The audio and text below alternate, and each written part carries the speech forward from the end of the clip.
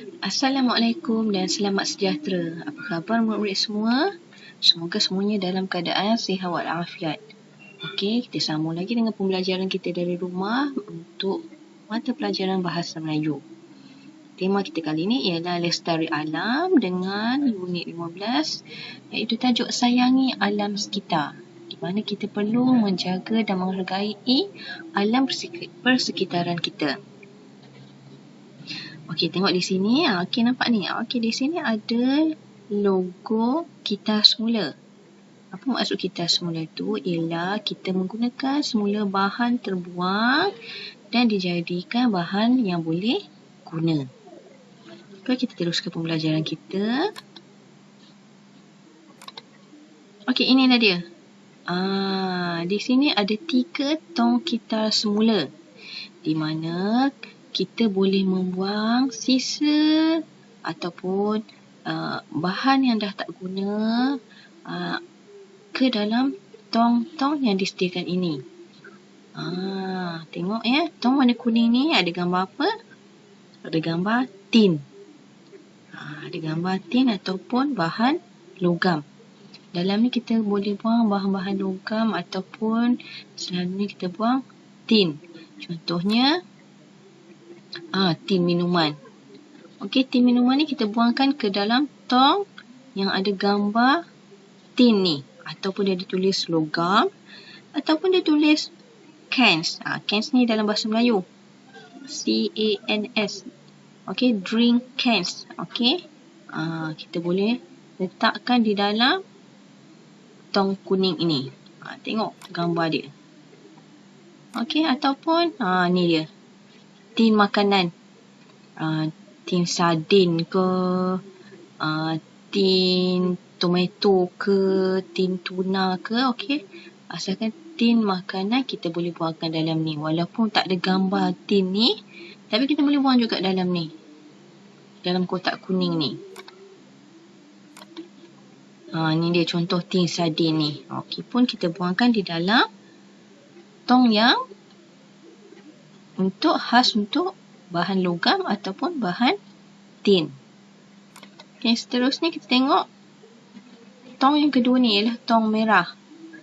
Tong merah ni adalah untuk bahan sisa buangan kaca ataupun plastik. Okay, bahan-bahan kaca dan juga bahan plastik. Okay, ni kaca dan botol plastik. Kalau dalam bahasa Inggeris dia tulis glass and plastic bottles.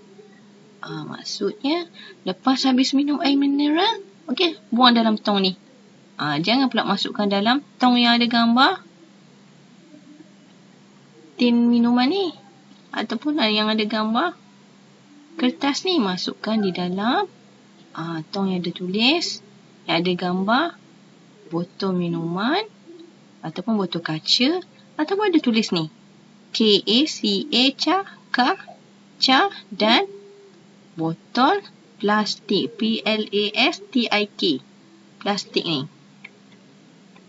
Okey, contohnya ni nampak ni. Ni semua ni. Botol-botol minuman ni semua ni dah habis minum, boleh buang ke dalam tong merah ni. Okay, buang semua plastik-plastik ni ke dalam tong merah ataupun yang ada gambar botol kaca dan botol plastik. Okey, plastik sampah ni, plastik bungkusan ni juga boleh dibuang di dalam tong plastik tu. Okey. Ni botol kaca. Ada botol minuman yang dibuat daripada kaca juga boleh dibuang di dalam tong yang sama. Okey. Ataupun bungkusan makanan yang selalu beli kat kedai makan tu kan diperbuat daripada plastik juga boleh diletakkan di dalam tong kaca dan juga plastik. Okey, seterusnya ialah warna biru ni. Warna biru ini adalah tong untuk sisa buangan yang diperbuat daripada kertas ataupun kotak. Okey. Dekat sini ada gambar. Okey, gambar nampak gambar kertas ataupun surat khabar. Okey, boleh buang di dalam tong ni. Nampak bentuk dia pun? Mulut dia 4 segi, special sebab kebanyakan kertas berbentuk 4 segi, senang nak buang. Okey, contohnya kotak-kotak ni. Kotak besar ni kita lipat. Okey, buangkan di dalam tong warna biru ataupun tong yang ada gambar kertas. Ataupun dalam bahasa Inggeris dia ditulis paper. Okey, ini kertas-kertas yang dah tak guna pun boleh buang dalam tong ni. Termasuk juga kotak minuman.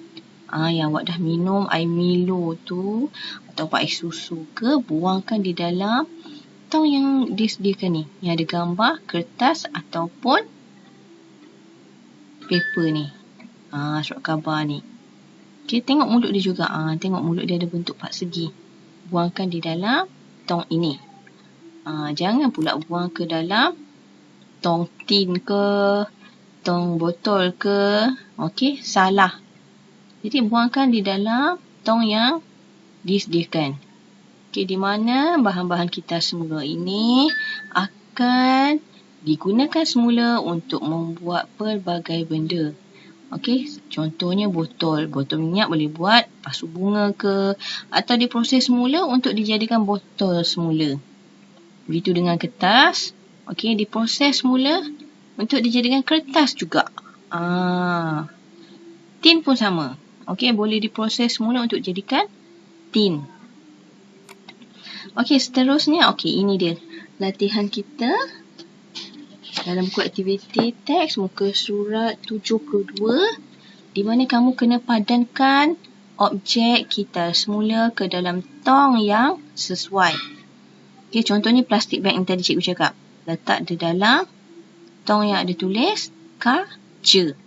Sebab kaca dengan plastik boleh letak sama.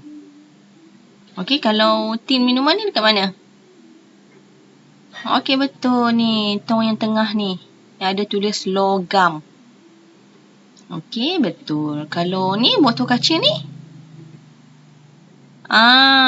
Letaklah dekat dalam botol yang ada tulis kaca. Okey, kalau kotak minuman ni? Letak di dalam kertas, tong kertas. Okey, yang lain-lain tahu kamu cuba buat sendiri ya. Seterusnya muka surat 73. Okey, di sini kamu kena sebut dan warnakan huruf. Okey, kamu sebut dan warnakan huruf yang sama dengan yang ada di atas kotak ni. Contohnya A, E, A, I, E, R, R. A, E. Okey. A, mana huruf A? Kita cari huruf A. Dekat sini ada huruf A. Huruf I. Sini ada huruf I dan huruf R pun ada di sini. Okey, warnakan ketiga-tiga huruf ini. Okey, nombor 2 ni pula U. Mana U? Cari di mana ada huruf U. Di sini ada huruf U. U bunyinya U. D, D. Sini ada D. A, A. Sama. R, R. A, A. Jadinya U, Da, Ra. Seterusnya nombor 3, B, B. Mana huruf B? Kat sini ada B. B, B. U, U. Di sini. N, di sini. Y, Y. Di sini. I, E. Jadinya bunyi. Okey, seterusnya kita pergi ke muka surat 74. Okey, di sini kamu perlu susun huruf agar menjadi perkataan yang betul. Okey, dekat sini ada huruf apa? Huruf I, E, A, G, G, P, P, A, A, G, G. Kita kena cantumkan huruf-huruf ni untuk menjadikan perkataan yang betul. Okey, cikgu Dila bagi sedikit clue. Okey, kita berilah nombor kotak pertama ni kita letak huruf P. kedua E, ketiga G. Yang keempat, kelima, keenam kamu letak sendiri supaya menjadi perkataan yang betul dan bermakna.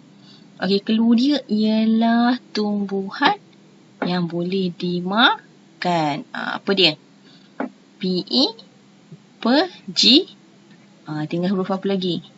Ada A, ada G, G dan juga A. Susunlah menjadi perkataan. Okey, di bawah ni pula ada huruf E,